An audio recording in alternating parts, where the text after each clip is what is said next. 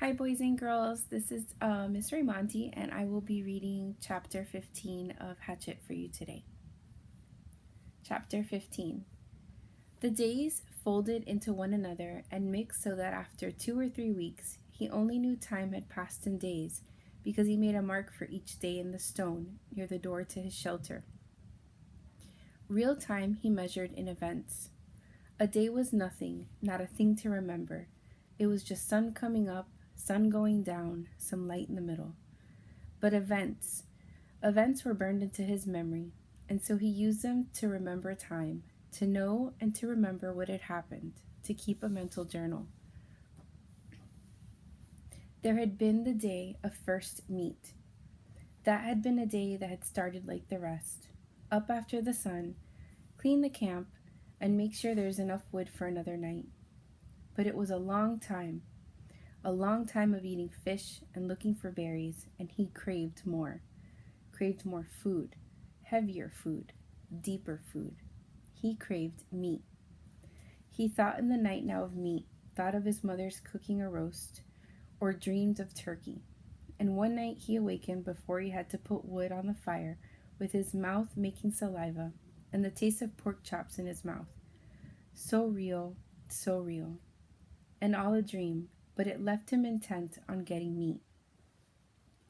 He had been walking farther and farther out for wood, sometimes now going nearly a quarter of a mile away from camp for wood, and he saw many small animals.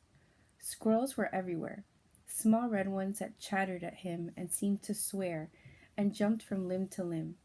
There were also many rabbits, large gray ones with a mix of reddish fur, smaller fast gray ones that he saw only at dawn. The larger ones sometimes sat until he was quite close, then bounded and jerked 2 or 3 steps before freezing again. He thought if he worked at it and practiced, he might hit one of the larger rabbits with an arrow or a spear.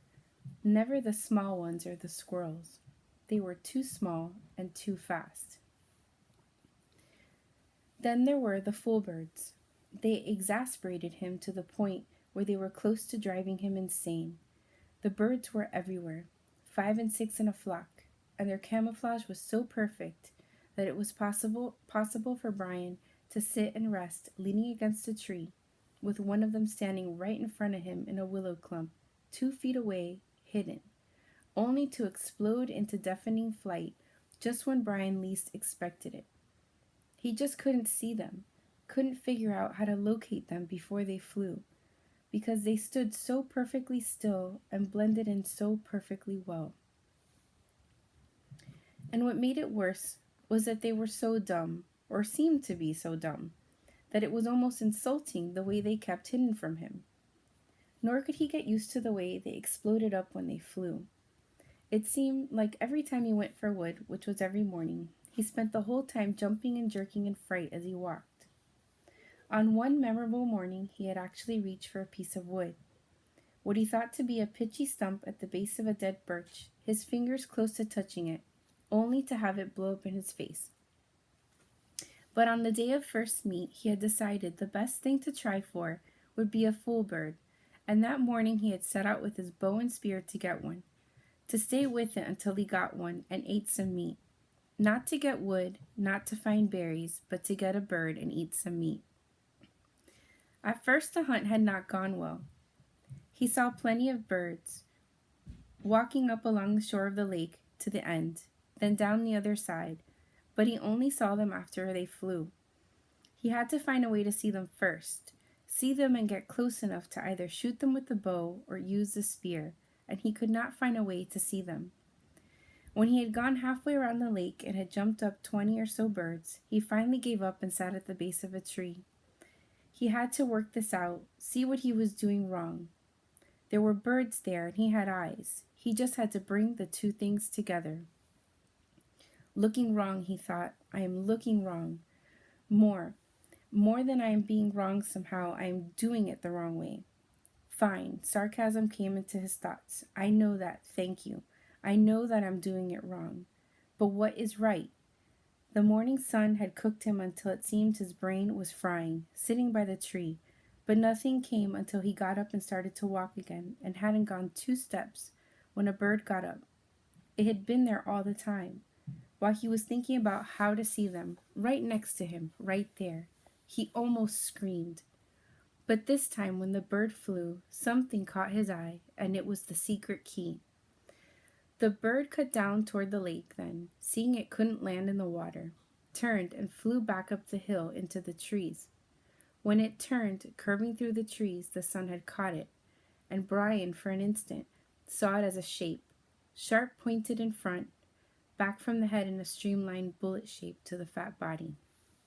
Kind of like a pear, he thought, with a point on one end and a fat little body, a flying pear. And that had been the secret. He had been looking for feathers, for the color of the bird, for a bird sitting there. He had to look for the outline instead, had to see the shape instead of the feathers or color, had to train his eyes to see the shape. It was like turning on a television.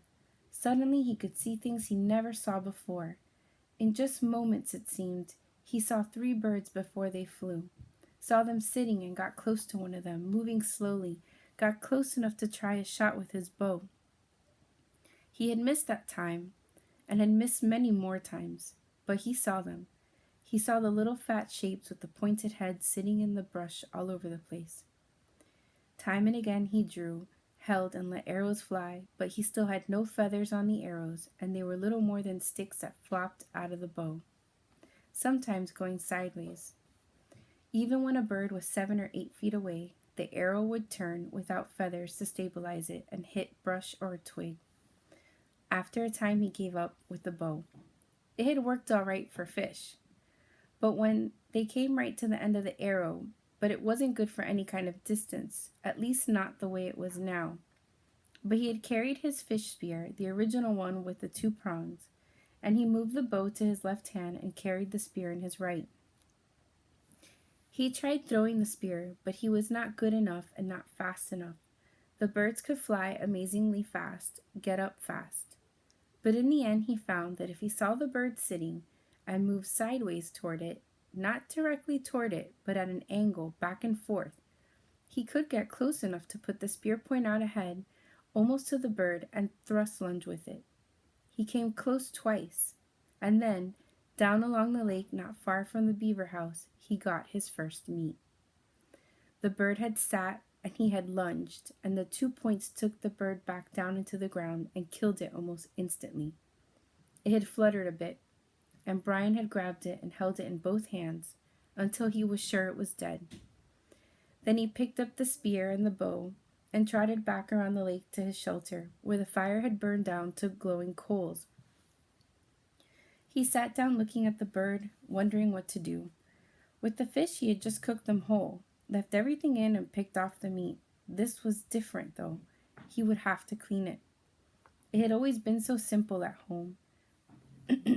He would go to the store and get a chicken, and it was all cleaned and neat, no feathers or insides, and his mother would bake it in the oven and he would eat it. His mother from the time before, would bake it. Now he had the bird, but he had never cleaned one, never taken the insides out or gotten rid of the feathers, and he didn't know where to start. But he wanted the meat, had to have the meat, and that drove him. In the end, the feathers came off easily.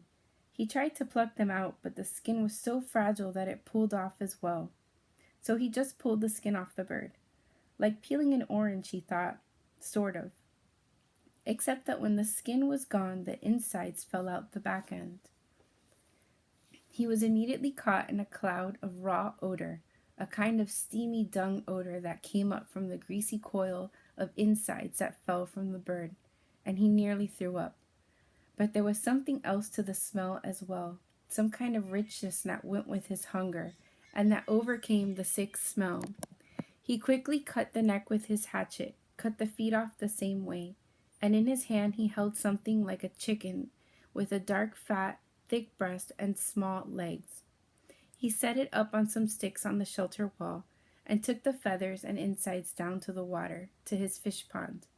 The fish would eat them, or eat what they could, and the feeding action would bring more fish. On second thought, he took out the wing and tail feathers, which were stiff and long and pretty, banded and speckled in browns and grays and light reds. There might be some use for them, he thought. Maybe work them onto the arrows somehow. The rest he threw in the water, saw the small round fish begin tearing at it, and washed his hands. Back at the shelter, the flies were on the meat, and he brushed them off. It was amazing how last they came, but when he built up the fire and the smoke increased, the flies almost magically disappeared. He pushed a pointed stick through the bird and held it over the fire. The fire was too hot. The flames hit the fat and the bird almost ignited. He held it higher, but the heat was worse, and finally he moved it to the side a bit, and there it seemed to cook properly, except that it only cooked on one side and all the juice dripped off. He had to rotate it slowly, and that was hard to do with his hands. So he found a forked stick and stuck it in the sand to put his cooking stick in. He turned it, and in this way he found a proper method to cook the bird. In minutes, the outside was cooked, and the odor that came up was almost the same as the odor when his mother baked chickens in the oven, and he didn't think he could stand it. But when he tried to pull a piece of breast meat off the meat, it was still raw inside. Patience, he thought. So much of this was patience. Waiting and thinking and doing things right. So much of all this, so much of all living was patience and thinking. He settled back, turning the bird slowly, letting the juices go back into the meat, letting it cook and smell and cook, and there came a time when it didn't matter if the meat was done or not. It was black on the outside and hard and hot, and he would eat it. He tore a piece from the breast, a sliver of meat, and put it in his mouth and chewed carefully, chewed as slowly and carefully as he could to get all the taste, and he thought, never, never in all the food, all the hamburgers and malts, all the fries or meals at home, never in all the candy or pies and cake, never in all the roast or steaks or pizzas, never in all the submarine sandwiches, never, never, never had he tasted anything as fine in that first bite, first meat. And that's the end of chapter 15. Thanks, boys and girls.